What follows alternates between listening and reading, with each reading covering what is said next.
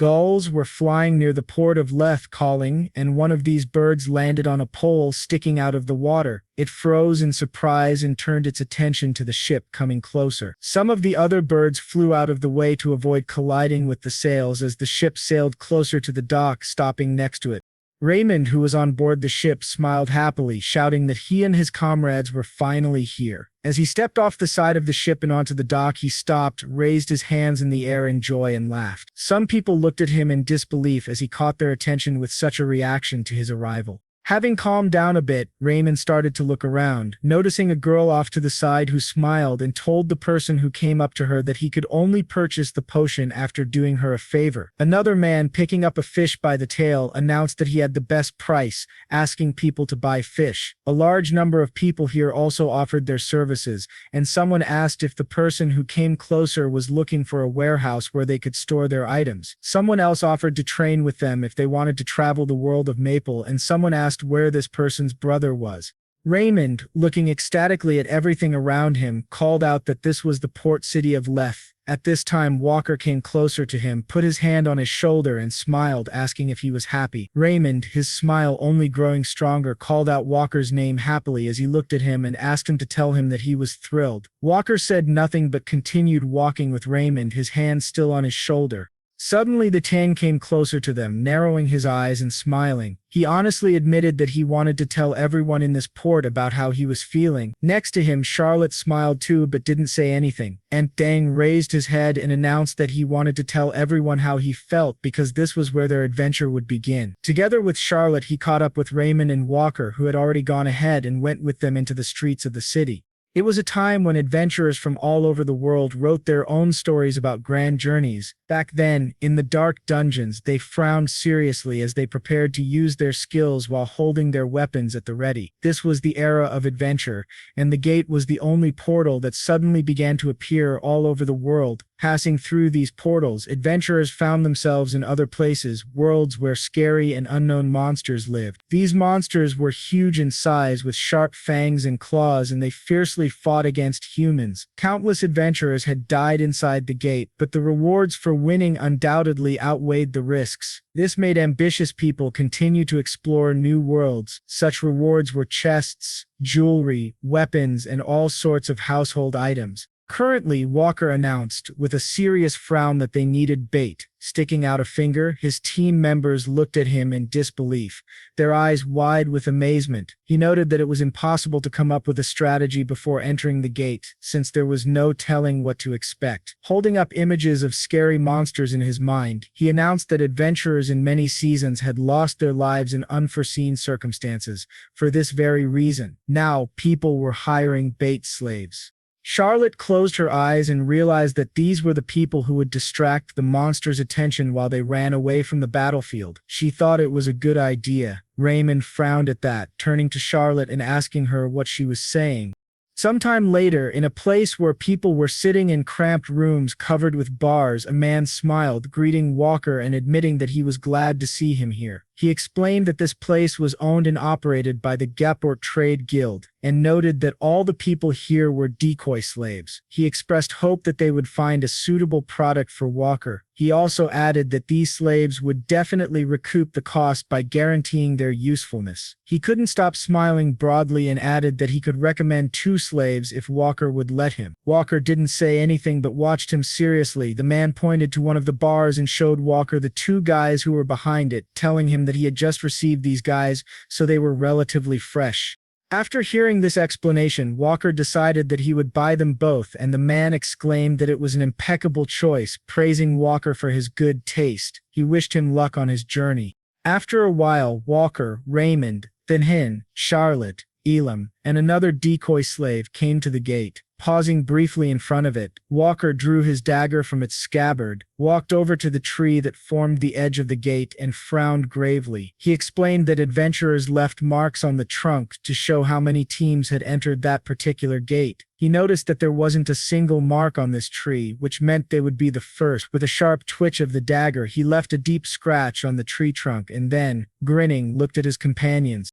Walker asked if they were ready. Noticing the enthusiastic smiles on the faces of his companions, he suggested that they go ahead, and soon they were transported through the portal to another world.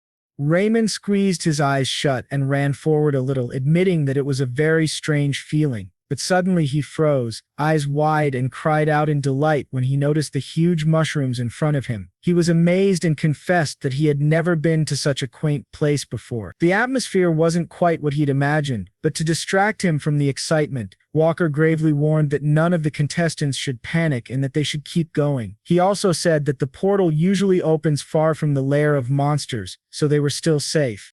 Elpam and the other decoy slave froze, their mouths hanging open in shock, while Walker ignored them and started walking forward. He told them that they couldn't leave by the same route they had come, so their priority was to determine the location of the exit portal. Everyone was silent, listening intently. At that moment, a monster suddenly appeared behind Charlotte, who was walking at the end of the line. Hearing a strange sound behind her, she opened her eyes wide and turned around, but she didn't have time to do anything as the monster jumped up and attacked her from behind, opening its mouth wide. She only managed to ask, "What is it?" before blood splattered into the air. Hearing Charlotte's scream and the sounds of the monster, everyone turned around abruptly, asking why there were monsters here. They didn't understand how this had happened and readied their weapons to fight. Raymond, alarmed, called out Charlotte's name, but very soon everyone was distracted again as they heard another loud sound. They turned around to see another monster jumping closer. In addition to these monsters, a large number of others approached. All the team members shouted in horror that this monster was not alone. There was a whole horde of similar creatures. They all stood with their weapons ready. With a curse, Walker took out his staff, activated his magic, and used a fire arrow, drawing it on the string that appeared. With a frown, he aimed and released a fire attack toward the monster that had attacked Charlotte. The monster opened its mouth in surprise, released Charlotte, and jumped out of the way as the attack hit. Charlotte's body fell to the ground nearby, and Walker, knowing something was wrong, frowned as he ordered the rest of his team to tie their baits to a tree. He announced that they needed to get out of there. One of the decoy slaves, in a trembling voice, begged the crew members to stop and take them with them. However, ignoring his desperate pleas, Dean pulled out a dagger and pointed it at the boy, telling him to shut his mouth and stand still. Raymond, who was clenching his jaw as he tied the chain that held the two slaves to a tree, squeezed his eyes shut, saying over and over that he was sorry.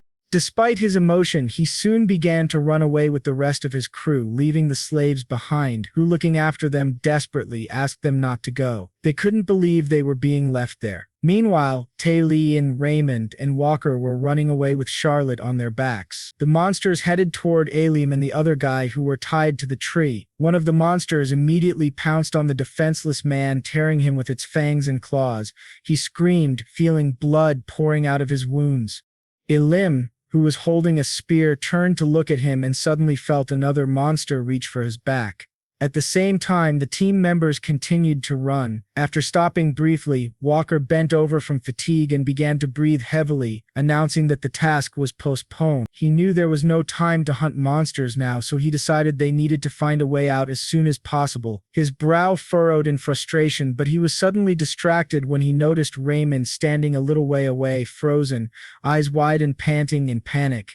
After shouting his name several times, his team members tried to get him to wake up, but he continued to ignore them. Finally, then ran over, grabbed him by the collar of his clothes, yanked sharply, and ordered him to wake up. Raymond finally focused on his comrades, who ordered him to listen to Walker's instructions. Frowning, he shouted for him to calm down. Even though their adventure had completely failed this time, he assumed they could prepare better and try again. It was still too early to give up. He warned them not to let their guard down. Then he grinned resolutely, clenching his hand into a fist, and added that they would all survive together.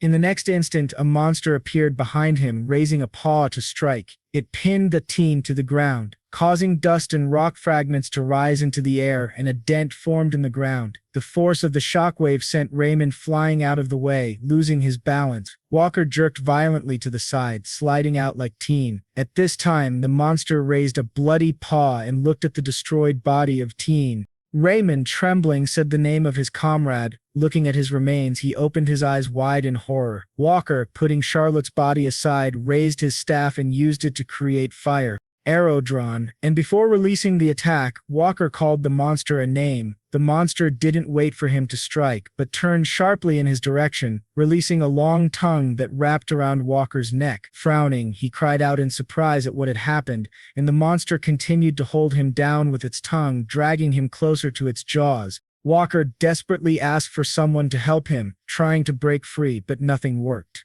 In the next instant, blood splattered into the air, followed by a crunch and a scream. Raymond's eyes widened, his jaw clenched, sweat trickled down his face, and tears formed at the corners of his eyes. He continued to sit there, frozen in place, staring in horror at what was happening around him. He tried to deny everything that was going on and suddenly noticed that the monster, with Walker's body parts sticking out of its bloody mouth, started to get closer to him. He cried out for help and, unable to get to his feet, tried to crawl away. But he couldn't move fast enough. The monster opened its mouth and dropped Walker's remains to the ground, then wrapped its tongue around one of Raymond's legs. The monster pulled him closer to its mouth, clenching its teeth tightly. Raymond screamed in pain. He felt sorry for his leg and continued to cry out. Meanwhile, Elpam carefully sat down on a branch of one of the trees and froze, watching what was happening. Blood splattered all around Raymond, dripping from the monster's fangs. He lay there, his hands clenched into fists, trembling. He squeezed his eyes shut and clenched his jaw to stifle a scream.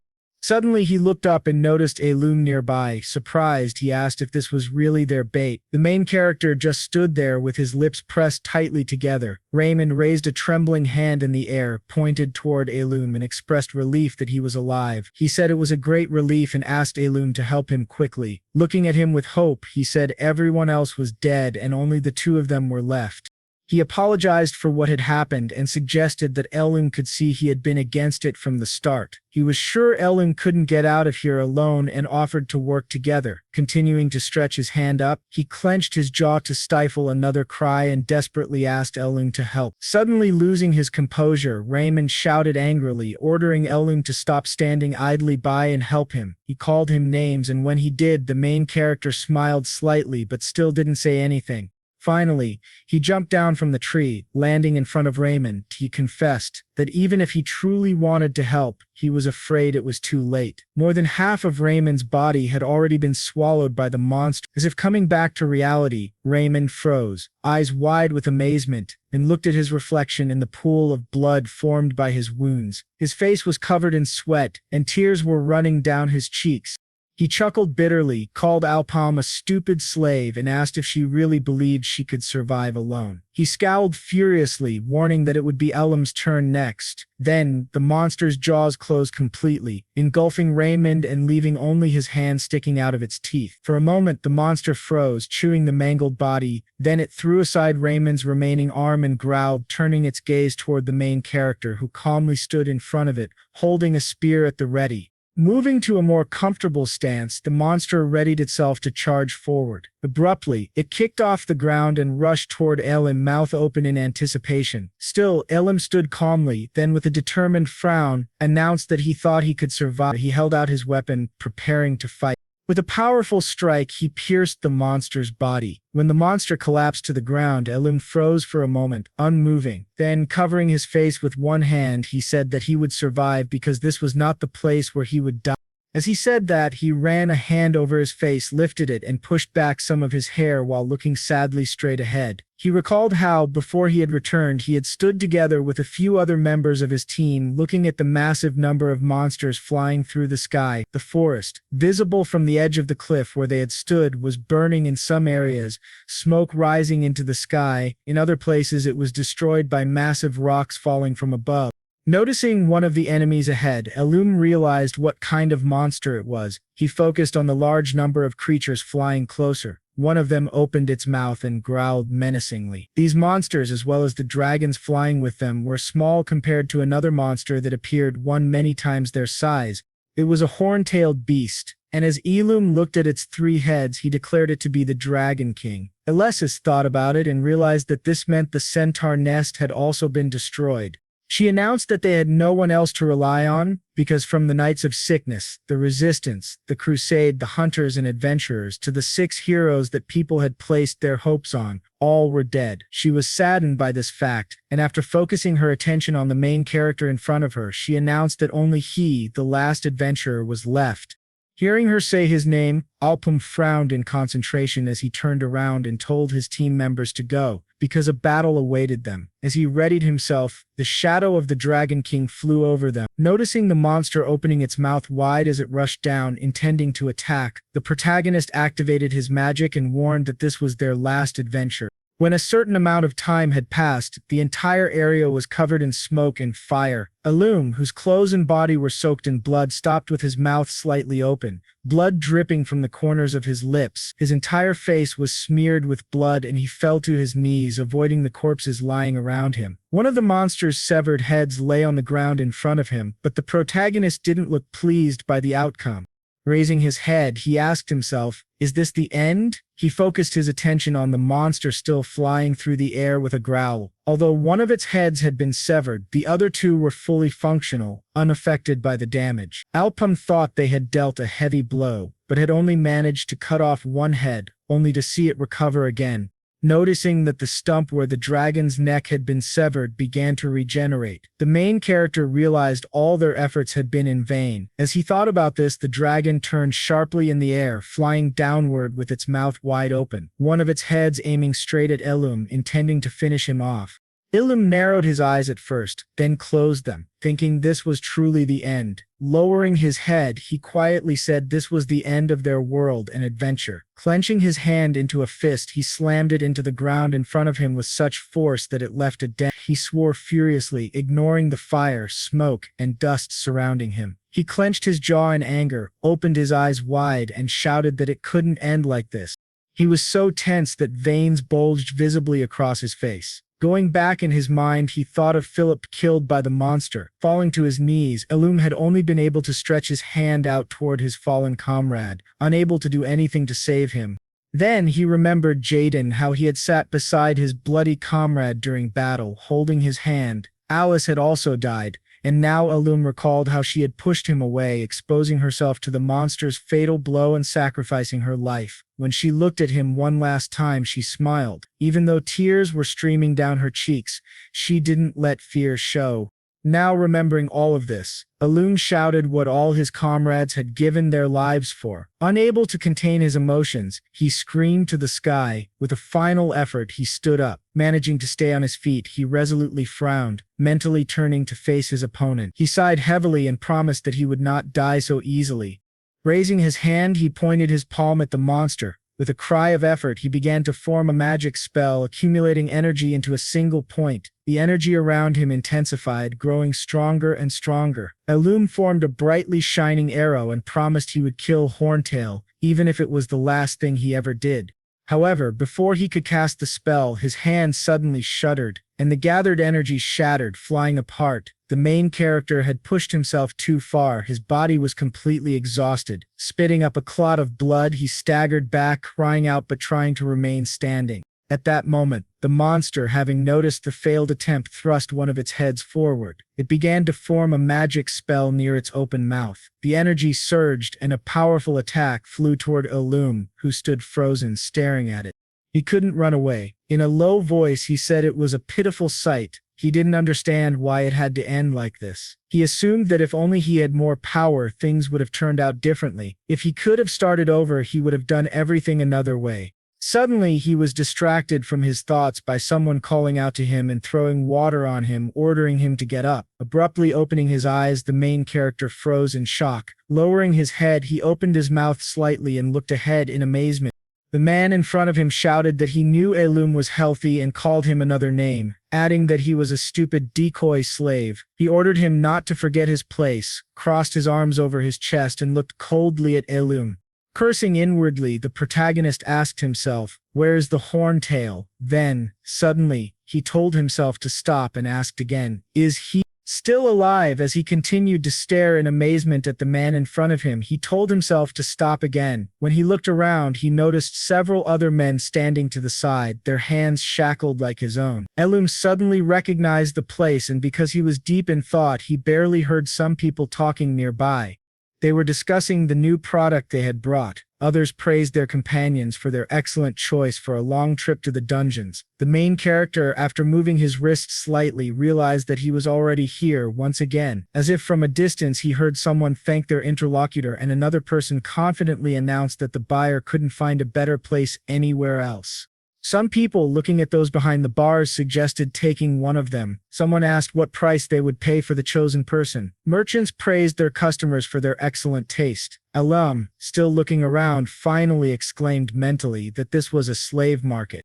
Lowering his head, he began to breathe heavily, assuming that this was nonsense. Slave markets had been banned for a very long time. However, he was completely sure that this was indeed the right place. Refocusing on the man who had earlier disdainfully remarked how funny it was that he managed to survive and return alone, the main character recalled that, if he remembered correctly, it was this merchant who had bought him in the market 6 years ago when Elpam himself was already a slave. Still silent, he stared carefully at the slaver and finally realized it was indeed the same man. In this case, it could be said that he had actually gone back in time. At that moment, the man frowned, called him a degrading name, clenched his hand into a fist, and swung to strike.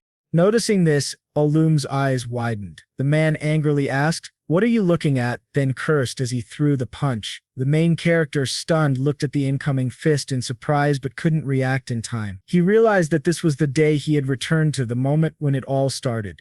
When the man hit him in the face, Elpam lowered his head and asked himself if he was dreaming. However, he quickly rejected the idea. The sensations were too real to be a fantasy. It didn't make sense, but he couldn't find any other explanation.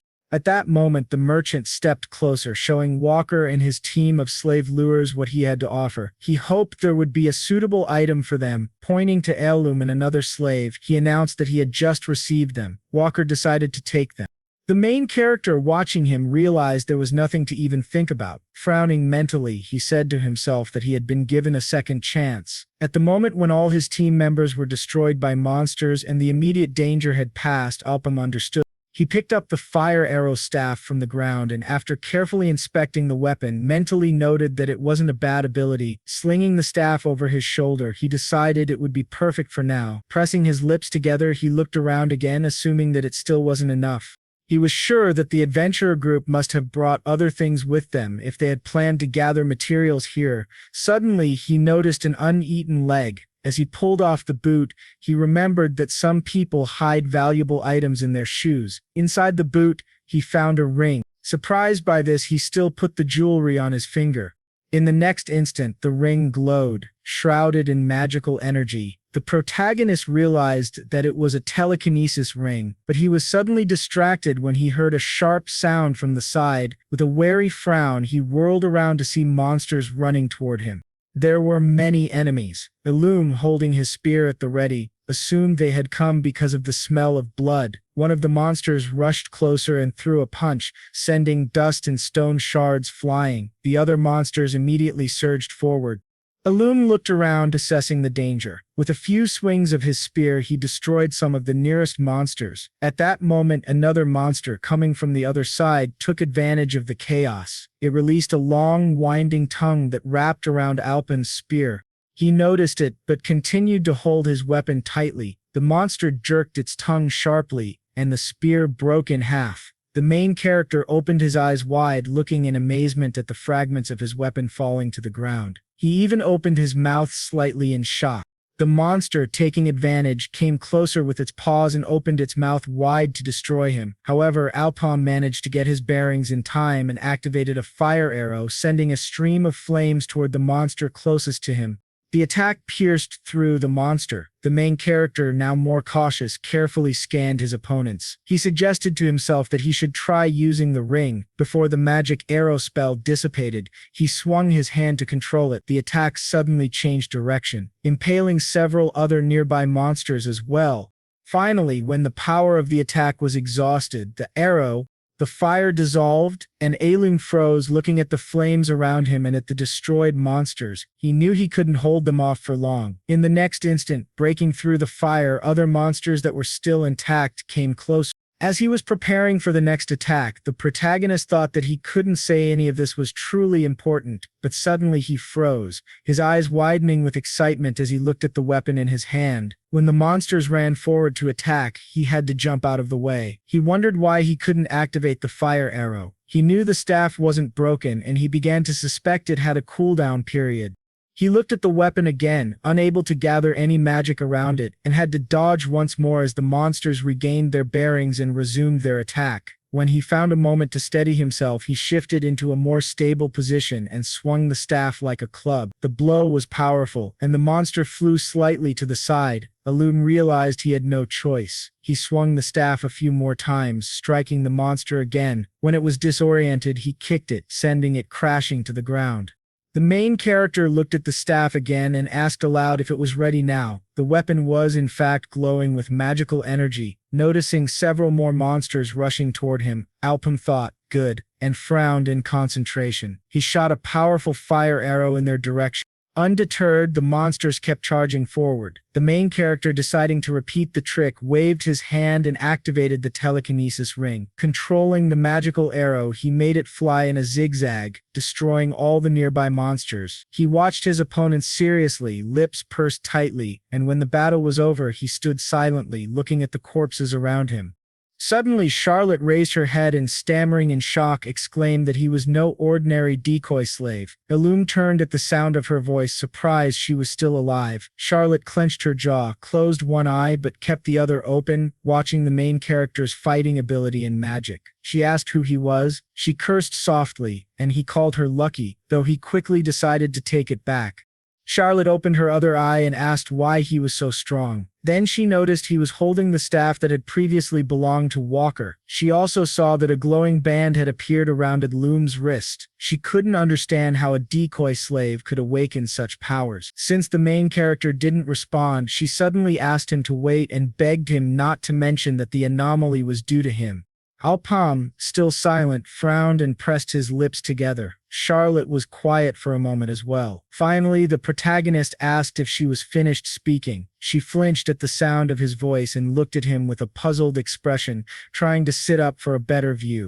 Elpam confessed that he was afraid she was wrong. In his opinion, it didn't even matter if the others were still alive, because he was going to kill Charlotte anyway. She frowned and asked, "What is this nonsense?" Clenching her jaw, she looked at the main character seriously.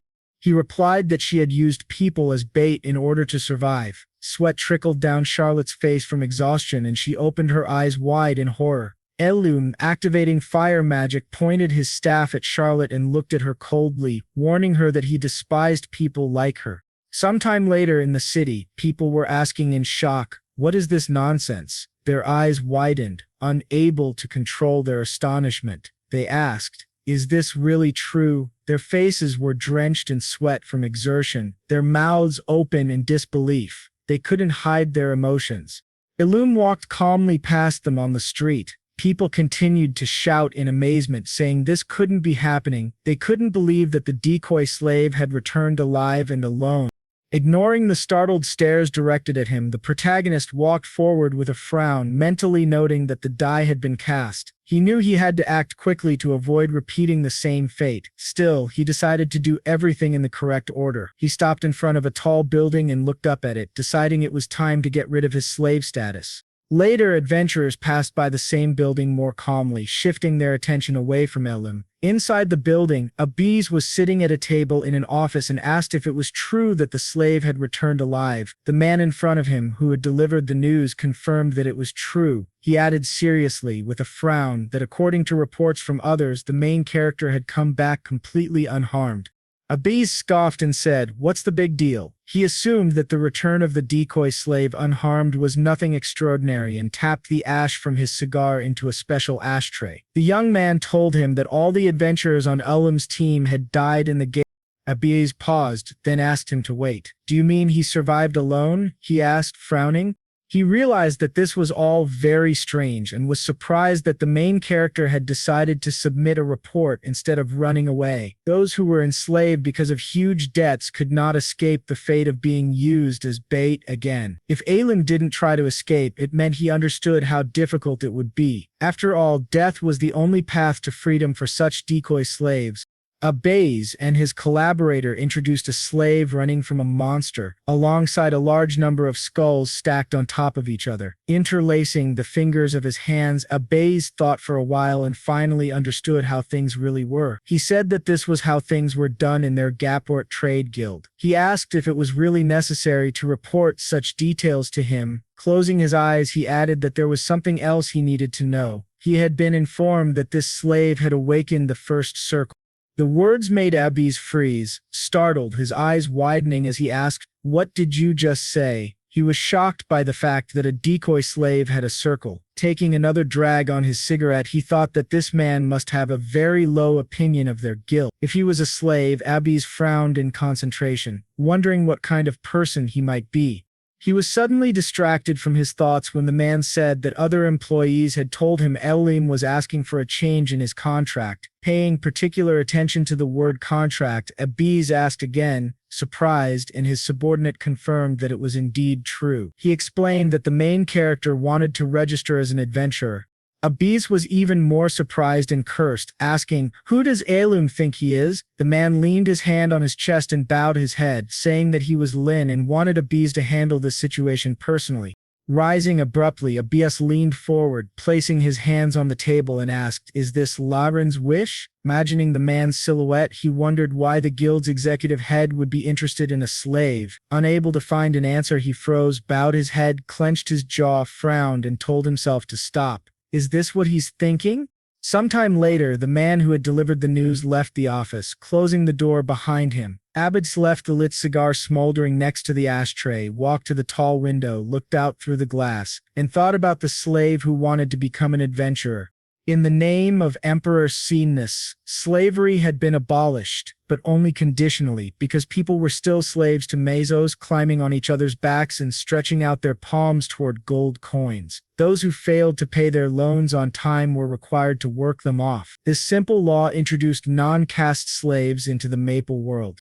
When Elpam's father, the only family he had, died of illness, Elpam became one of these slaves. He had stood in line with other similar debtors, chained and with his head bowed in submission. He had bought an ingredient called black moss from the Gaport Merchant Guild to try and cure his father, promising to pay the money later. He remembered the bag filled with the required material and mentally noted that the guild had demanded 1,000,000 mesos, several times the market price. Sometime later, when Elpam appeared at the trial, the judge called his name and announced that he had failed to repay the guild on time. The protagonist raised his head, eyes wide, and looked at the judge, waiting for the verdict. The man frowned and slammed the gavel down on the desk, announcing that Elpam would be required to work for the guild within a set time frame. The main character froze upon hearing this and thought that, for 6 years, these people had exploited him. However, he now assumed it was time for revenge. Sometime after that, he was sitting across a table from Abbés. Cups of a hot drink were placed before them, and Elpam introduced himself, saying he was ready to help. In his mind's eye, he wondered if this was the same Abbés he had heard of, a loyal servant of Lin, one of the guild's executive heads. He supposed that wasn't necessarily a bad thing. Abbés closed his eyes and raised his cup to his lips. "I've heard you want to make changes to your contract," he said. Taking a sip, he added, "Let's get straight to the point. Others have already told me enough about you." Setting his cup aside, he gravely promised to register Elpam as an F-rank adventurer. Elpam was surprised that he had accepted the offer so easily. He smiled and thanked him, wondering what the reason for such quick approval could be. However, he wanted to add something else. When Abbés heard him begin to speak again, he narrowed his eyes warily, watching him closely. Elpam smiled and said that he was requesting an E rank. He had decided that this game wouldn't be played by Abbés's rules. Leaning back and crossing his arms over his chest, Abbés asked, "Is the main character asking for E rank?" He pointed out that Elpam wasn't even officially recognized by the Adventurers Guild yet. The association listened as Elpam said that he had passed through the gate as bait hundreds of times over the past 3 years. Not about to deny this fact, Abius admitted that it was true, but added that Elpam was doing it only as bait and was still new to killing monsters. The main character, not willing to give up, retorted and asked, "Since when are adventurers judged by their ability to hunt monsters?" Abiz, not expecting such words, asked again, reminding him that the first adventurer had earned great fame through his battle skills. He pictured an armed man standing on top of a defeated dragon.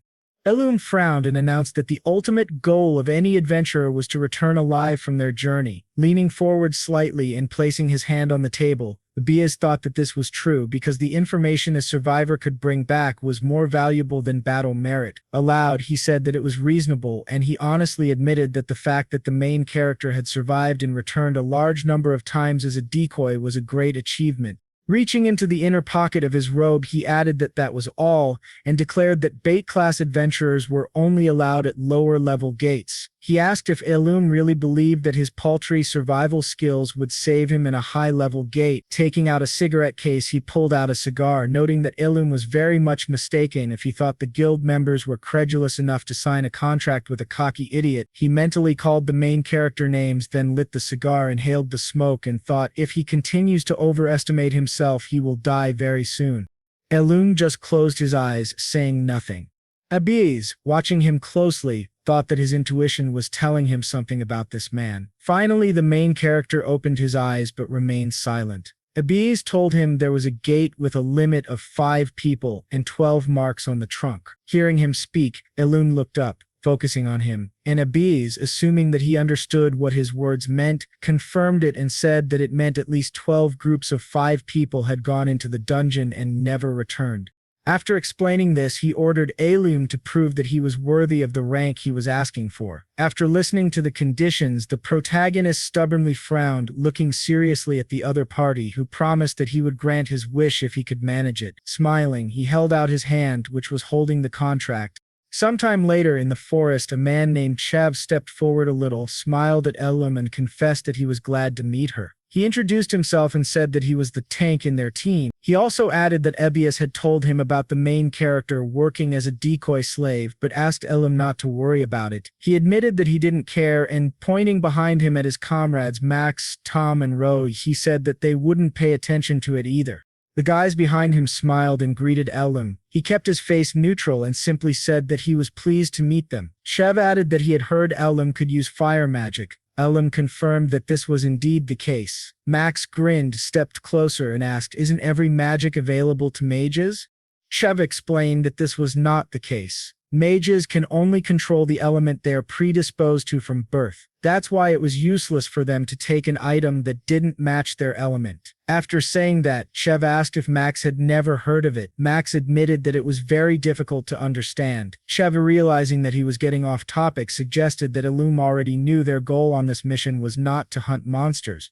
Max confirmed this with a smile, and Chev continued, explaining that they needed to retrieve items dropped by the other 12 teams who had gone in before them. That should have been the end of their work. Still smiling, he explained that the guild was willing to pay 3,000 mesos for each item. Suddenly interrupting the speech, Max closed his eyes, frowned, waved his hand, and announced with displeasure that this was daylight robbery, since the guild members would have been left without the items at all if not for them. In addition, those adventurers had 1 circle each, which meant that their items were worth at least 7,000. He sighed in disgust, but Tom ordered him to stop complaining. Max, after being asked again, declared that he hadn't complained. However, someone suddenly interrupted their quarrel and asked if everyone was ready. The team members decided that the time to earn money had come, and they all entered the portal, starting to look around.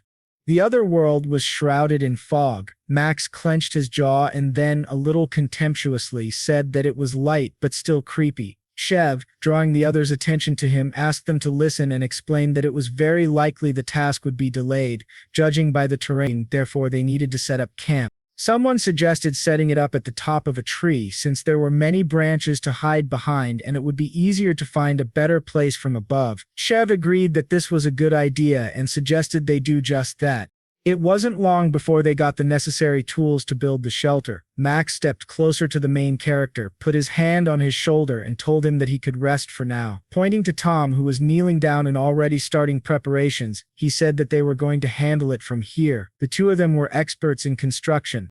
Elpam didn't argue, and after a while Max and Tom built a wooden platform around the tree for shelter. Now that everything was ready, they decided to split up into two groups and explore the area. Chev said that Tom, Max, and Roa would go together while he and Elpam would check the west side. The others would check the east side. He also warned them to give the signal immediately and return quickly to the base if something happened. When he asked if the others agreed, they said they understood. Soon Elpam and Chev were moving in the right direction, scanning the area. After a certain amount of time passed, Chev cautiously announced with a frown that there weren't any monsters here. He assumed that they had set up camp too close to the entrance. He decided they would go deeper into the forest tomorrow and asked how the main character was doing on his first assignment as an adventurer. Elpam was silent for a moment. His eyes narrowed slightly and his lips pressed together more tightly. Then he admitted that he was nervous. Chev laughed and said he understood. He admitted that he was still worried every time he entered the gate, even though he had already gained some experience. He noted that he wasn't the bravest person in the world, but added that he continued to boldly take a step forward because he was surrounded by people who were important to him. He didn't know how it sounded from the outside, but he said that all his comrades were really good people. He admitted that he had felt very sorry when he first heard the main character's story. He couldn't even imagine how hard it must have been for Elpam to be a decoy slave. He added that if Elpam wanted to, he could join their team permanently. He smiled enthusiastically as he said this, but suddenly froze, letting out a startled sigh when he noticed that the main character was standing to the side, not reacting to his words in any way. He laughed nervously and asked him not to take his words too seriously, but Elpam didn't say anything. Sometime later, the team gathered around the campfire and started discussing what had happened. Someone said that it wasn't very good after learning that the others didn't find anything either. Tom reminded them that they had known this just wouldn't be easy. Chev asked if they could avoid talking about work at least while eating. While the others were talking, Elpam remained silent. His lips tightened and his head lowered. Unlike the others, he did not eat but took a sip from the flask he held in his hands. A little later, when the moon was high, there was a scraping sound on the wooden platform they had constructed. One of the crew members, holding a torch, came closer to Elpam, who had covered his head with a blanket, and called his name, trying to get his attention. It was Chev, who asked with a serious frown if the main character was asleep. There was silence for a while. No one said anything. Then someone came up to Chev, put a hand on his shoulder, and asked what the matter was. It was Max, who, with his dagger ready, gravely announced that they all knew Elpam had fallen asleep too quickly to answer. Chev grinned at that, and Max said he was being too careful. He asked if Chev had already forgotten what they had put in Elpam's dinner. He was sure that the substance was powerful enough to put a giant meddler to sleep, and Elpam had eaten every bit of it. He laughed, pointing out that they could get at least 10,000 mesos for his fire arrow staff. As he got closer to the main character, he held up his dagger, grinning, and shouted that it was time to get down to business. He then abruptly lowered the dagger, plunging it into the blanket and the body beneath it. But he froze in surprise when he heard a sound that was not at all characteristic of cutting flesh. Opening his eyes wider, he asked in bewilderment, "What is this?" Yanking off the blanket, he saw that it wasn't a human body underneath, but a log with pillows tied to it in the right places to create the necessary volume. The team members shouted in horror that Elpam wasn't there and asked what that meant. They couldn't believe it and asked how it had happened.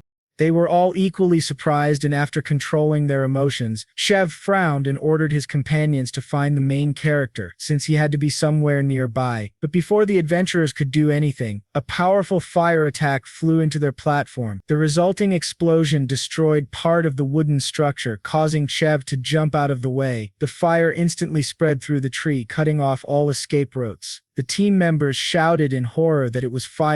Elpam, perched on the branch of a nearby tree, was just watching them. Tom asked what this nonsense was. Chev didn't know either, so he simply ordered everyone to save the food and other valuables as soon as possible, Tom said. Not immediately following the order, he asked if Elpam had done it. Then he froze, drawing Chev's attention. His mouth opened slightly in surprise, his eyes widening as he pointed to the side. Chev turned, frowning in annoyance, and asked what else he wanted. However, his annoyance quickly turned to amazement. And he too froze as he noticed a large monster that had approached their burning hideout. Beads of sweat broke out on his face, and in an attempt to deny everything he was seeing, he called out the main character's name, cursing him. The monster suddenly opened its mouth to devour the adventurers, and they realized with horror that Elpam had used them as bait to lure the monster out. When they reached the edge of the platform, they jumped down with a cry, and in the next instant, the tree they had used as shelter was swallowed up by the monster. Without taking time to assess the extent of the damage, the team members began to run. Elpam, sitting in a nearby tree, continued to watch them. He thought the Chev actor was terrible, noting that he didn't need to show any kindness if he wanted to deceive him. Immediately, he remembered that this gate had already killed 12 teams. The members of this team had welcomed the former decoy, not someone with a lot of experience, with open arms. It was all very obvious to him. As he continued to ponder, he looked at the terrified faces of the team members who were running and panting from exhaustion. He guessed that this monster was the boss of the dungeon and turned his attention toward it. The monster quickly moved forward, chasing the team members, and its huge body destroyed the trees it crawled past. Shiv turned around for a second, cursing and shouting that this was the worst type of monster for them. Tom, drawing attention to himself, asked if Chev knew anything about the monster. He replied that if he wasn't mistaken, it was a golden slime mold and that its body was made of acid, making it the worst enemy for them in close combat. However, that wasn't all. While looking at the small pools of slime left behind where the monster crawled, Chev frowned. But before he could continue explaining, he suddenly noticed the monster attacking them and warned his team members to be careful, pushing them out of harm's way. When the effect of the attack wore off, Tom, who had been removed from the range by Chev, cursed in horror as the slime shot at them again. Chev, reaching out in Tom's direction, frowned and breathed heavily. The team members were terrified by the realization that the monster could also attack from a distance. Chev, approaching the melted part of the ground filled with acid, explained that it was an acid arrow, an ability that shoots acid. Sweat broke out on Tom's face from exertion, and he scowled furiously, shouting that it wasn't fair. However, to distract him from his outrage, Chev ordered him and the rest of the team not to panic, as the monster was coming again. Looking at the approaching monster, someone asked what they should do. The team began to wonder how they could defeat it. At first, they decided to get out of the attack radius. Since the acid arrow's cooldown time was 1 minute, they had to form a battle formation and destroy the core located in the center of the monster's head. Suddenly frowning and grinning, Max thought about reloading, then stopped abruptly, turning around and running toward the monster. Seeing this, the other team members also stopped, shouting his name in shock. He asked what they were waiting for and shouted that he would kill the monster right now. When he got within range, he jumped up, readying his dagger to attack. Chev held out his hand and asked him to wait, warning him that they needed to work together. Then suddenly, the monster fired another acid arrow and pointed it at Max, its body sliced in half. Max opened his mouth in surprise and Chev frowned, asking in horror, "What is this?"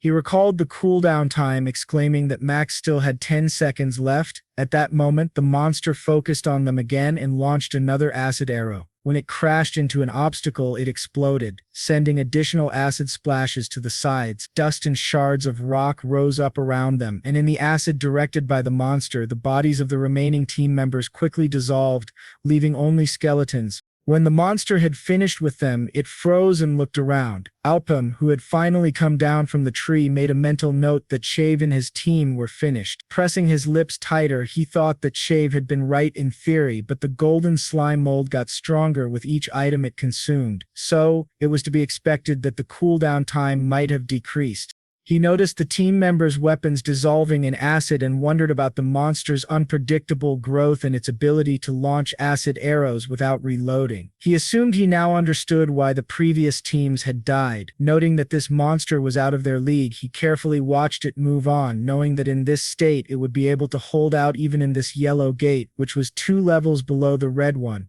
He doubted that a single circle adventurer would be able to defeat this monster. As he watched the monster begin to move again, he remained alert. Away, leaving an acid-corroded track in its wake, he also realized that no items could be returned from this gate. As he turned around, he mentally noted that the task was over. He remembered Biz had asked him to prove that he could possess an A rank, and he smiled faintly. Suddenly the monster stopped, looked to the side, and then narrowed its eyes suspiciously, not understanding what was happening around it. But before the monster could discover the source of the threat, a powerful fire attack flew in from the side, causing the acid that made up the monster to spray outwards. The monster screamed, opening its mouth wide, and the acid droplets flying from it corroded the ground. As the attack dissipated, the wound the monster had received instantly healed, replenishing with acid, but it still growled as one of its eyes was destroyed. Elpam, who had stopped in a tree to watch his opponent, said in a low voice that he was aiming for the core, but noticed that the monster had impressive magic resistance. He knew it would take at least 4 more shots, but immediately corrected himself, deciding that, to defeat the monster, it would take 5 shots. He looked at the leaking liquid that made up the monster's eye, as well as the small plumes of smoke rising from the impact site. It couldn't be said that this would be a problem. With a smile, the protagonist announced that he didn't mind getting proof. The monster, noticing him, focused its attention on him, sending a large number of acid volleys in his direction. Elpam was standing on a tree branch until the last moment, and only when the attack was dangerously close did he jump out of the way, allowing the acid to crash into the tree. The monster continuously fired more acid arrows, but the protagonist managed to dodge each of them. He used the dagger and the rope tied to it to keep himself in the air. After pulling the weapon out of its scabbard, he threw it up, waiting for the blade to dig into the wood. As the next attack flew dangerously close to him, he sighed, frowning in annoyance and clenching his jaw. Focusing on the dagger, he activated the telekinesis ring, driving the dagger into the right place. He knew every shot had to hit the same spot, noting that this was something a simple mage could only dream of. However, he was not a simple magician. In his previous life, he was known as the greatest telekinetic.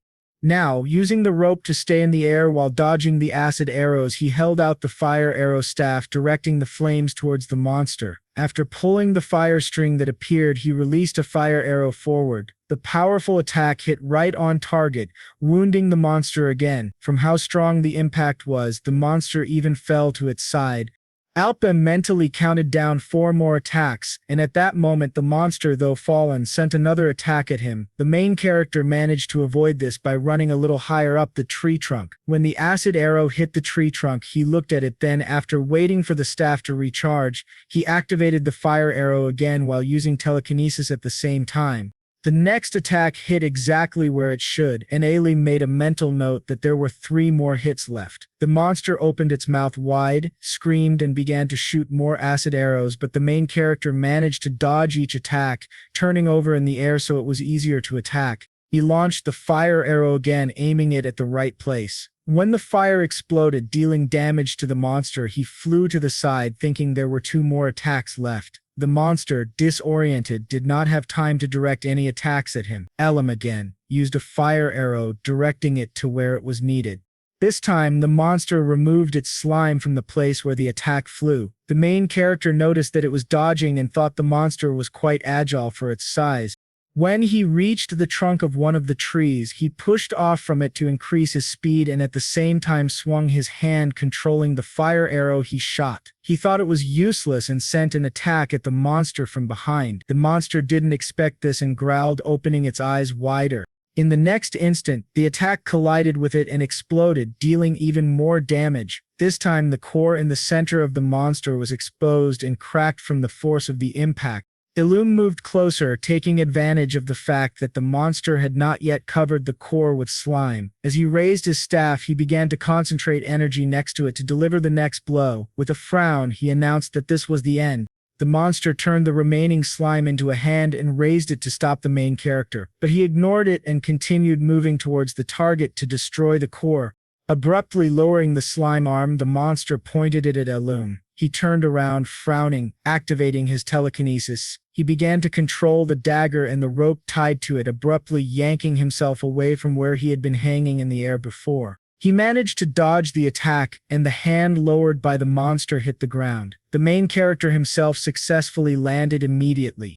Activating a fire arrow and pointing the staff at the enemy, Elpam launched the attack to the side. He noticed that the monster itself was holding out its arm in front of it, hoping to defend itself. However, smiling, Elpam used telekinesis to redirect the attack at the last second before it would have crashed into the monster's arm. After passing the obstacle, the attack struck the monster's main body, and the exploding fire finally destroyed the core inside the monster. The remaining slime began to churn and swell violently, and the monster growled one last time, surprised at what was happening. In the next instant, the body of the monster exploded. Elpam ran to the side, dodging rocks and slime flying in different directions. He managed to reach a safe distance before the first wave of slime reached him. After catching the dagger, he threw it sharply to the side, adding speed and refining the direction with telekinesis. Wrapping the rope around a tree branch, he used it to climb up and get out of the way of the slime flow, which was moving forward at high speed. With a small smile, he looked at the river of slime that was uprooting the trees. After a certain amount of time had passed, the slime began to evaporate. Smoke rose into the air, and Elpam, satisfied that the ground was now safe, sank down calmly, walking between the remaining small pools of acid. Finally, he stopped, noticing what he was looking for. Using his telekinesis, he picked up a rock that had fallen from the monster.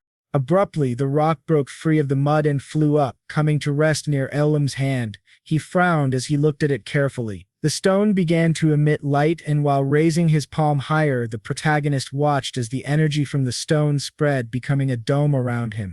After a while, he announced that he was back and sat down in the chair opposite Abiz. He sat with his arms crossed, frowning earnestly at him. Then, Abiz realized that Elpam could do more than talk. However, he was surprised by the fact that Elpam had once again returned alone and without the items he was supposed to bring back.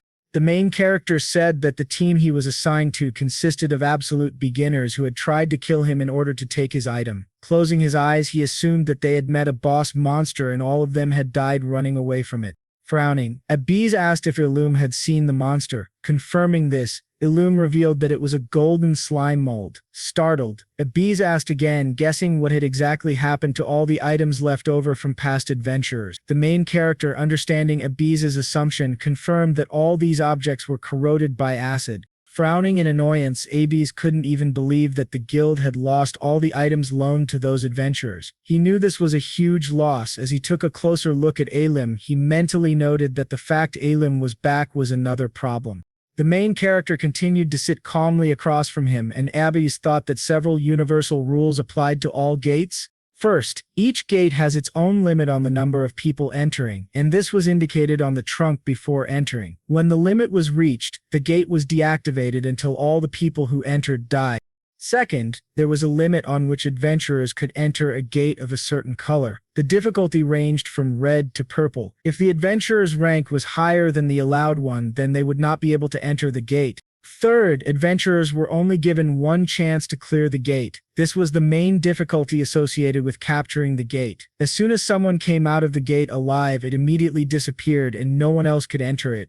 The only other option was when all the team members died in the gate would disappear. Abiz honestly admitted to himself that the golden slime mold was too powerful a monster for single-circle adventurers. Finally, he realized how things really were and said that Elpam had barely managed to get out of there. He realized this explained why Elpam hadn't returned any of the items, since all of those items had obviously been destroyed. However, whatever the reason, he declared that the main character had failed, but he tightened his lips and warned him not to jump to conclusions as he hadn't finished yet. Abiz raised one eyebrow at the question, and Elpam explained that he had actually done something else. He untied the rope that held the special bracers around his wrists. Noticing what was hidden under the leather bandage, Abiz exclaimed in amazement that it couldn't be. The protagonist showed a second line that appeared around his wrist, grinning and announcing that he had swallowed a golden slug. Abiz, still in shock, cried out and asked, "Does Elpam have two laps?" He asked if Elpam absorbed the mana stone dropped from the monster. The main character suggested that this proved his abilities perfectly for Abiz and announced that he now wanted him to register as an E-rank adventurer. After coming down, Abiz looked at him and then said that he would register him as a D-rank adventurer. Elpam was shocked. His eyes widened as he asked what the other man had just said. He even opened his mouth in surprise, and Abiz abruptly Moving closer to him, Abias frowned, then smiled broadly and shouted that he would register him at D rank. He also added that if the main character agreed to work exclusively for him, then he would become a C rank adventurer. Without replying, Elpam simply took the documents and signed them. Abias puffed on his cigar, watching him carefully, and thought that C rank was too high for an adventurer without a third circle because the ranks of adventurers were strongly linked to the number of circles.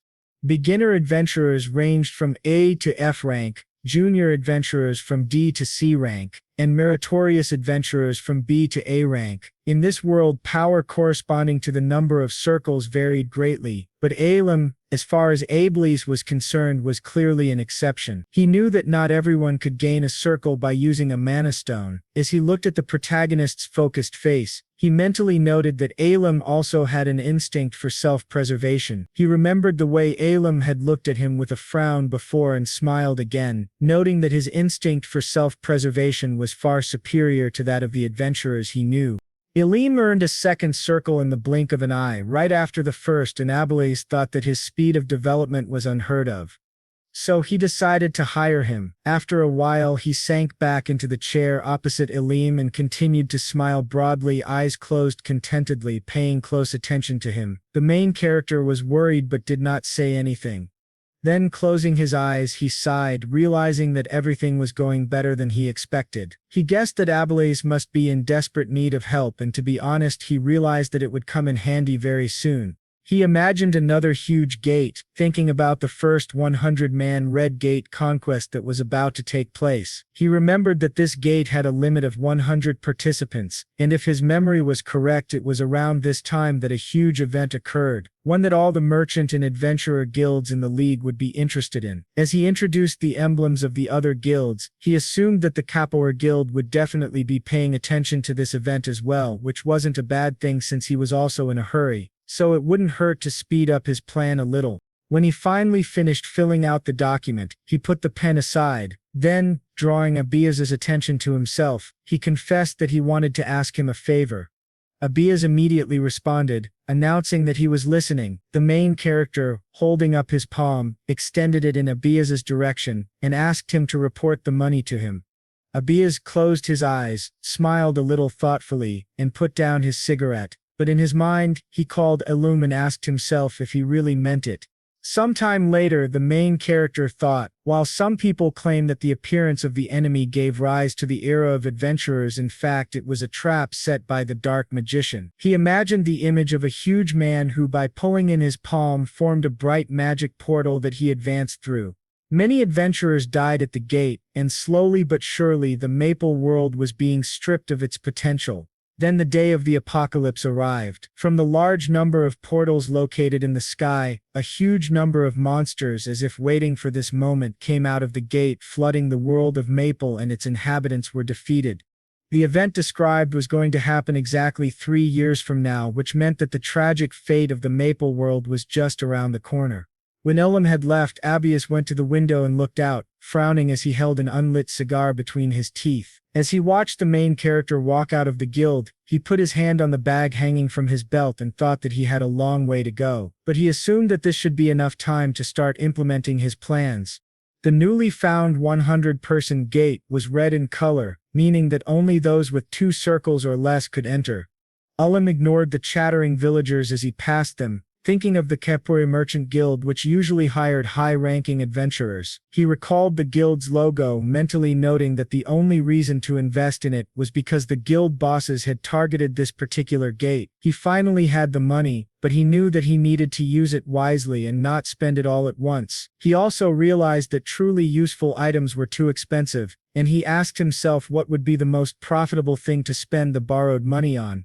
He paused for a moment, peering at the sign on the gate, and then stood there, fists clenched, deep in thought. Suddenly a man came closer to him, smiled happily, greeted him, and invited him to Reese's job market. The man noticed that Elpam looked like an adventurer and asked if he could help him. Listening to the man's words, the main character looked around, noticing people communicating with each other, choosing slaves imprisoned in special boxes enclosed by bars, while other people were making deals. The man asked what exactly Elam was looking for. He offered him a decoy slave or a partner to fight alongside him, but Elam closed his eyes and shook his head from side to side, declaring that he was looking for a certain person. The merchant raised an eyebrow and asked, "Who exactly are you looking for, Elam?" He wanted the merchant to take him to someone. When the main character expressed his preference, the merchant took him to another room, telling him that there were punitive premises there. Running his hand along the corridor, he explained that the most problematic people were sent to these places for correctional purposes. The one Elam was looking for was one of these men. When they reached the right dungeon, the protagonist and the merchant stopped. The man pointed to the bars and said that they needed to go in. Inside was Deba, whose hands were tied to the floor with a thick chain. He flinched when he saw the customers, and at the sharp sound the merchant, whose face was covered with sweat from exertion, sighed nervously, looking toward the main character. He excitedly asked if he was sure about this. He wanted to explain the reason for his concern, but Elum interrupted him, simply saying that he knew everything. Moving closer to the bars and looking at the displeased expression on Daba's face, Elam confirmed that this was the person he was looking for. Daba's frown only deepened as he looked at him, and Elam thought that the death of one person had precipitated the destruction of Maple's world in his previous life. He recalled a few people, then remembered that the one whose death accelerated the destruction of the world was Erin, the heroine of Halir. He visualized her silhouette, noting that she had been murdered, and that the culprit was none other than her only student. But suddenly the main character was distracted from his thoughts as Daba, twitching, tried to break the chains. He did not succeed. Looking at him more closely, Elam thought that this was the man who murdered Erin, and that this incident had marked the beginning of the end. Daba continued to stare at the protagonist with displeasure, stubbornly pursing his lips. After that he asked if Elam had really come looking for him. Elam said nothing. Deba, noting that they had never met before, ordered the main character to leave and spat on the floor while still looking at him. The merchant, noticing his behavior, looked at Elam with horror and apologized, saying that Deba, whom he called an ignoramus, still needed to learn manners. The main character didn't respond to these nervous apologies, remembering that Deba would earn fame and position in a few years. In the meantime, he was a slave, but still dared to be impertinent to an adventurer who might become his master.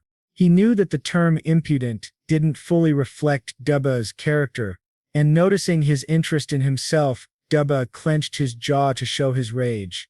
The merchant, closing his eyes, sighed, saying that Deba was a savage and even a barbarian. The main character smiled, thinking that he was right, not in vain, because Deba, after all, would become the most influential person after Elam himself when the apocalypse happened.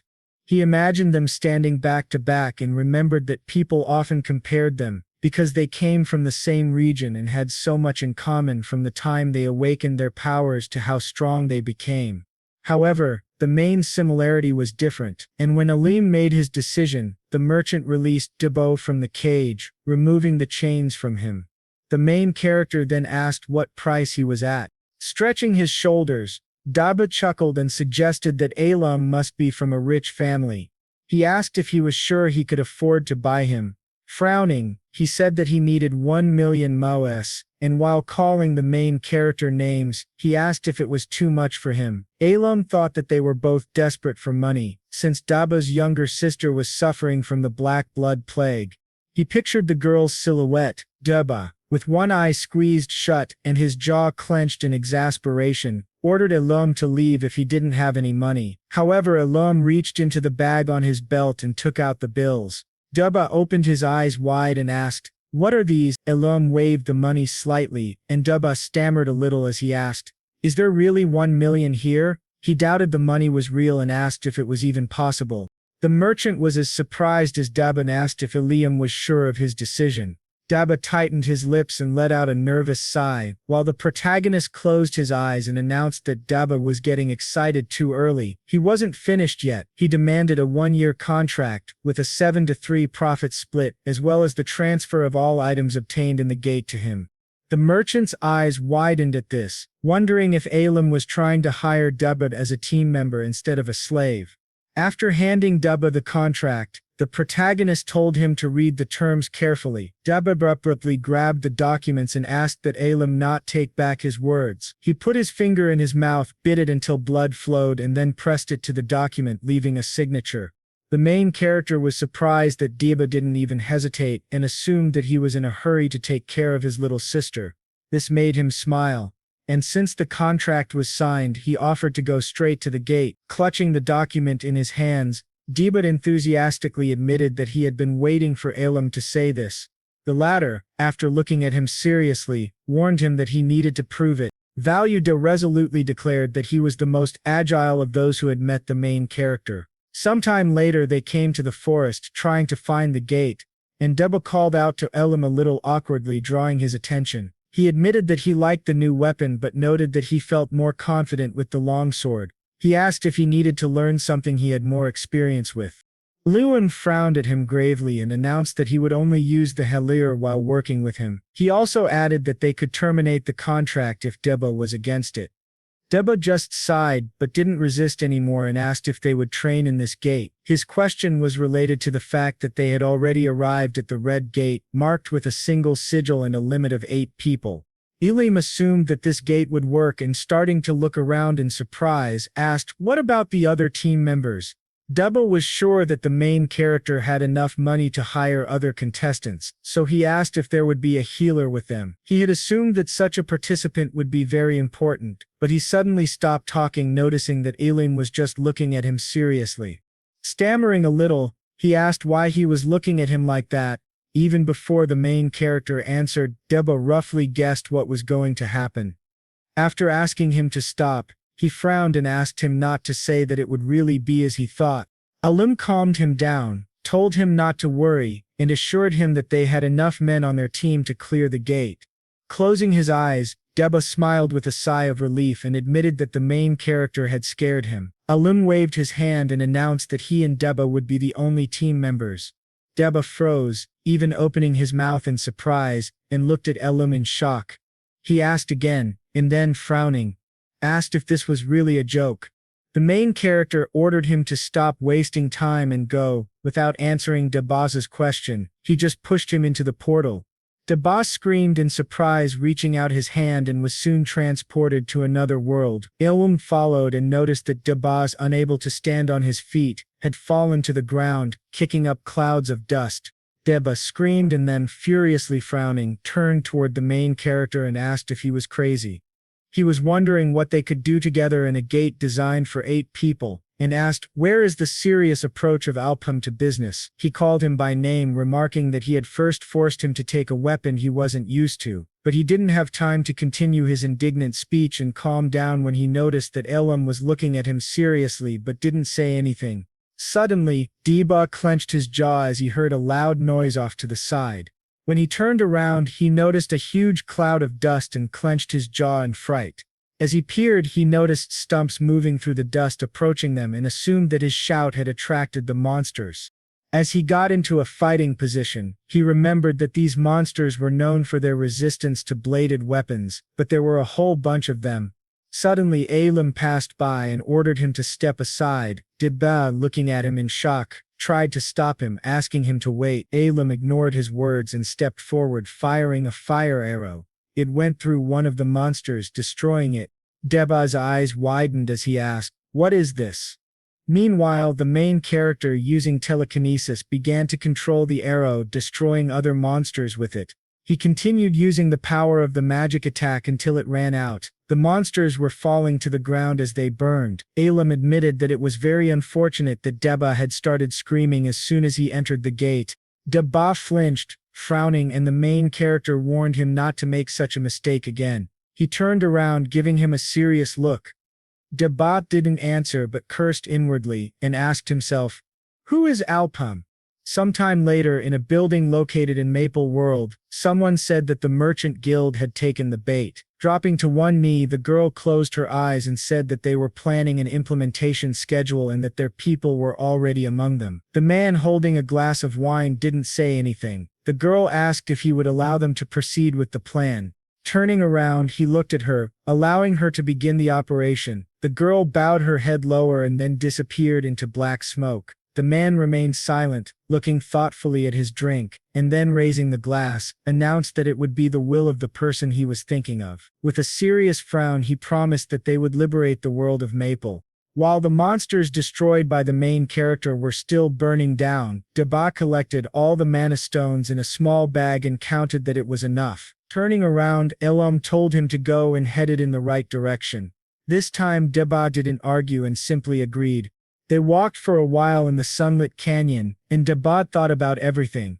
He had thought the main character was just an ordinary man, but it turned out that he was an amazing person. Remembering how Elpam had acted earlier, he wondered if it was really telekinesis. He had never heard of such an application of the fire arrow. He realized that if he traveled with the main character, he would definitely earn a large amount of money because he would get 30% of the income, and this would cover the cost of treating his sister. He started to think about what might happen next and smiled happily, but suddenly Elpam stopped, saying that someone was here. Deba, still smiling, looked at him quizzically, and Elpam said that there were still a large number of stump monsters nearby. Peeking out from behind the cliff, Deba looked at the monsters, thinking there were 8, but when he looked more closely he realized he was mistaken and said, "No, it's 9. Elpam confirmed, "That's the right number." Deba, frowning in bewilderment, looked at him and asked what he meant. Elpam just gave him a serious look in return, without explaining anything. Beads of sweat appeared on Deba's face from exertion as he continued to stare at the protagonist in disbelief. After a while they threw a small rock closer to the monsters, and the stumps who had been sleeping opened their eyes, paying attention to the sound.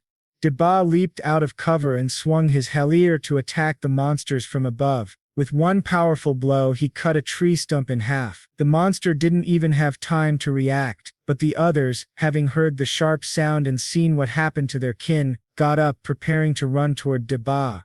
He frowned at his opponents, wondering if Elpam was crazy. He didn't understand how he was supposed to defeat these monsters, especially with the weapon he had first picked up. He assumed that he wouldn't survive here. Even if he had 9 lives like a cat, he didn't have much time to think, because one of the tree stumps got close to him and swung its paw to strike. Jumping out of the way just in time, he shouted that Elpam was a terrible boss, and swung his halir, driving the monsters away from him. While dodging the monsters' attacks, the main character, watching from the side, thought that Deba would have to master the halberd for a long time, but assumed that he would soon realize it was the best type of weapon for him. Elpam pursed his lips, frowning in concentration. He noted that he didn't even need to think about how much potential Deba had, since he was the only one that the halberd heroine had accepted as a disciple. He imagined her reaching out to him as she entered the dungeon where Deba now stood. But for the moment, Elpam was distracted from thinking about it, turning his attention to the ongoing battle. One of the monsters snarled and flew back, while Deba, running away from the stumps he had already injured, asked himself what was going on. His surprise came from realizing that the halberd was not such a bad weapon. It hit from a distance, struck strongly, and was much more convenient to use than a sword. As he swung another blow at the closest monster, he noticed that the halir was easier to hold in his hand, since it didn't require as much force. He asked himself if he could swing it more smoothly than the other weapon. After trying to do just that, he threw another strike which managed to cut the closest monster in 2. Realizing that this was the most effective way to fight, he began to act accordingly, destroying the monsters one by one, frowning in concentration and clenching his jaw. Elpam watched him, took in the change in his fighting technique, and thought that he had caught on quickly, and that was even before the circle had awakened. After a while Deba stopped, breathing heavily but still holding the halberd in a ready position, prepared to fight again at any moment. Sensing an unexpected earthquake, he raised his head and noticed that the birds and flying monsters, disturbed by the tremor, took off into the air. In the next instant, part of a tall rock cracked open and a huge pointed branch emerged from it at high speed. Deba watched in disbelief, frowning. In the next moment the crack in the rock suddenly widened, allowing a monster to burst out of it with a violent strike, flying to the side. Deba cried out in surprise. Sitting on his knees, he looked up at the monster and asked, "What is this nonsense?" Looking more closely, he assumed that it was a stump. At that moment the monster swung again to attack, but Elpam managed to run closer in time. Grabbing Deba, he pulled him away from the trajectory of the attack and threw him aside. Ignoring the fact that his partner cried out in surprise, the main character turned his attention to the monster and announced, "Being huge isn't always a good thing, because the monster becomes a convenient target." He launched a fire arrow forward, and Deba, grinning and frowning, thought that he was right that the magic should work. However, before the fire arrow reached the monster's main body, it abruptly pushed forward one of its branches, repelling the attack. The explosion caused no damage. Elpam was surprised that the monster had deflected the arrow. He mentally noted that its reflexes were better developed than they appeared. Guessing what else he could do, he asked, "How about this?" Drawing the fire bowstring again, he launched a new arrow. Telekinesis began to change the direction of the arrow at high speed to disorient the monster. Finally, Elpam aimed an arrow at the monster to strike and assumed that it should succeed this time. However, the stump also managed to counter the attack, and Elpam widened his eyes, wondering how it had even stopped that blow. Deba, noticing this, shouted desperately, realizing that even the magic didn't work. He asked what Elpam was waiting for. He announced that it was necessary to leave and started running. The main character followed him as the monster, moving quickly, headed in their direction. Narrowing his eyes slightly, Elpam thought it must be using magic, because otherwise the monster wouldn't have been able to parry his arrow. Realizing that the branches themselves were hindering it, they kept running. The monster, which had almost caught up with them, struck again, and Elpam and Deba barely avoided the blow. Without slowing down, the monster swung another branch at them. Seeing it, Deba frowned, his mouth hanging open in horror. Suddenly, the main character used telekinesis, lifting a rather large slab off the ground and using it as a platform for movement. He jumped onto it and caught Deba on the same platform. Deba, bewildered, asked, "What is this?" Elpam didn't say anything but simply moved the platform farther away from the monster. Realizing what had happened, Deba exclaimed that it was great and thanked him, as he had already thought he was finished. Clearing his throat, he squeezed his eyes shut, but suddenly the main character called his name, drawing attention to himself, and ordered him to deal with the stumps. Deba, concentrating on something a little farther away from them, asked when those monsters had gotten there. He noticed a large number of stumps in front of him, but Elpam ignored the question and turned around, promising that he would take care of the stump himself. In the next instant, he ran forward. Deba, asking him to wait, stretched out his palm in Elpam's direction, but realizing that the main character was already too far away, he just sighed, exclaiming that he was very fast. Elpam, looking intently at the enemy, activated the fire staff, pointing an arrow in the monster's direction. Deba, opening his eyes wide, mentally shouted that it was useless, because the monster could not be defeated without tactics. He was sure they needed to step back and come up with a plan. In that instant, he noticed that the attack Elpam had launched had exploded again, never reaching the monster.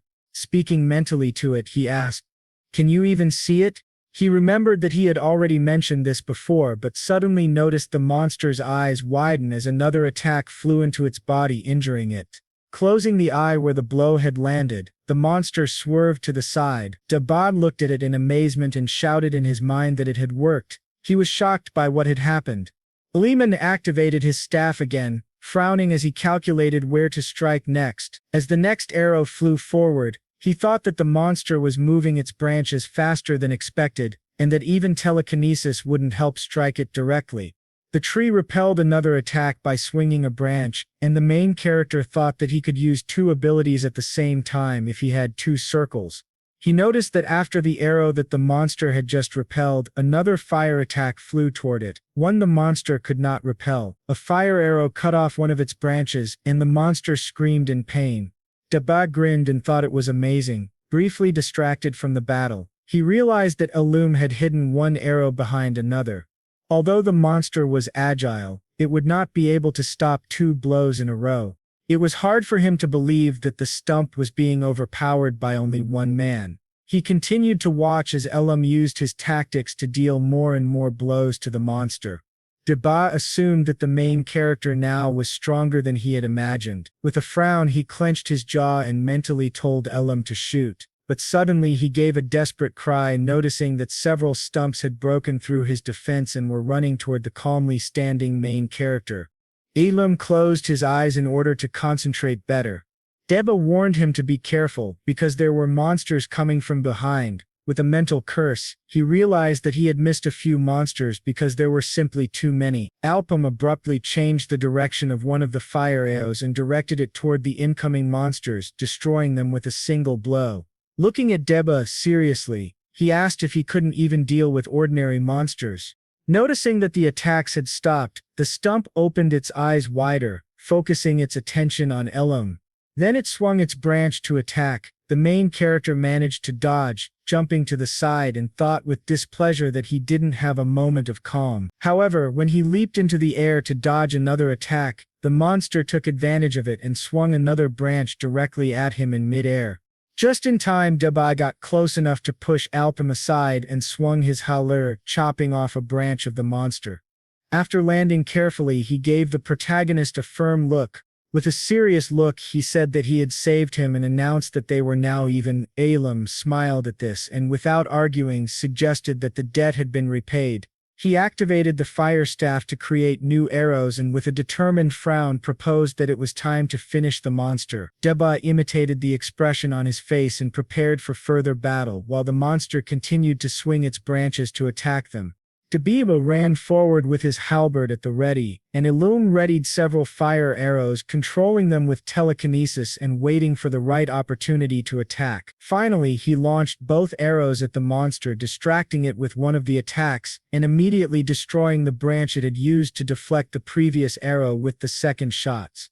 Suddenly, the monster turned around, noticing the new attack, and swung a branch to fend it off. But Deba, who had run closer in time, clenched his jaw, frowned furiously, and cut the branch with his halberd, allowing the fire arrow to pass through unhindered, causing damage to the other branches.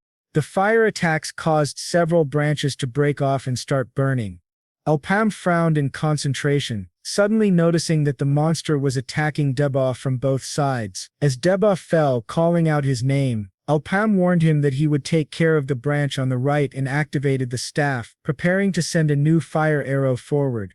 Deba grinned, shouted that he could handle it, and turned toward the remaining branch. With a single blow, he chopped it off, and at the same time Elpam destroyed the second pointed branch that was reaching for Deba.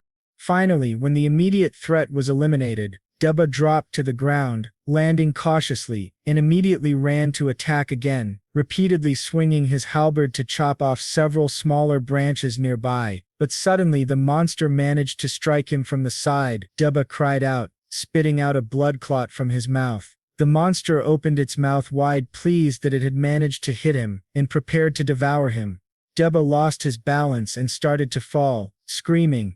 Elpam, using his skill, left the stone platform and placed it under the falling Deba, preventing him from falling into the monster's mouth. Suddenly, the monster swung a branch and destroyed the platform Deba was sitting on. He screamed and started falling again, trying to reach for the halberd he had accidentally dropped. Elpam frowned in displeasure, thinking that his opponent was very annoying. He stopped the falling stones, and Deba, taking advantage of this, landed on one of the platforms, catching the halberd. He was forced to lean closer to the surface of the stone as the monster waved a branch, about to strike him again.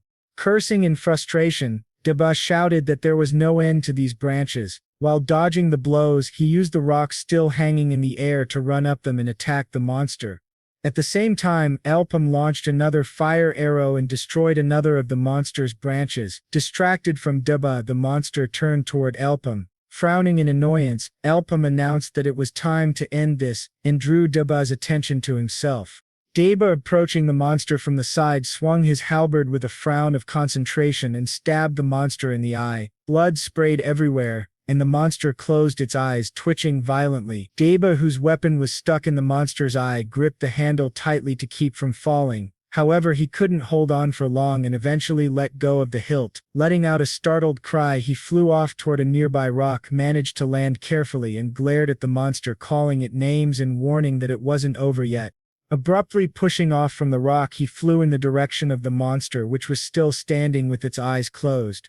Elpam clenched his hand into a fist and activated telekinesis, directing it toward the halberd. With a sharp jerk of his hand, he pulled the weapon out of the monster's eye and redirected it so that Deba could catch the handle. Still frowning, Deba addressed the monster with a deliberate, disdainful look and announced that it was time for dessert. After saying that, he swung the halberd sharply, destroying the monster's second eye. A large amount of blood splattered into the air, smearing Deba, and the monster screamed, squeezing its eyes shut. Deba struck at the monster's remaining eye again. The monster began twitching violently from side to side. Unable to hold on to the body, Deba began to fall, crying out. Despite the unexpected fall, he managed to regroup mid-air so he could land carefully. But when he looked up, he noticed that the monster was opening its mouth and moving toward him, intending to devour him. He opened his mouth in shock and just watched. Suddenly, several fire arrows flew past him and into the monster, strengthening the attack. The fire arrows reached the core of the monster's body and destroyed it. The monster was engulfed in flames and burned up. Watching the monster, Deba sighed heavily, trying to calm down. Elpam came closer to him and praised him. His face was still serious, and after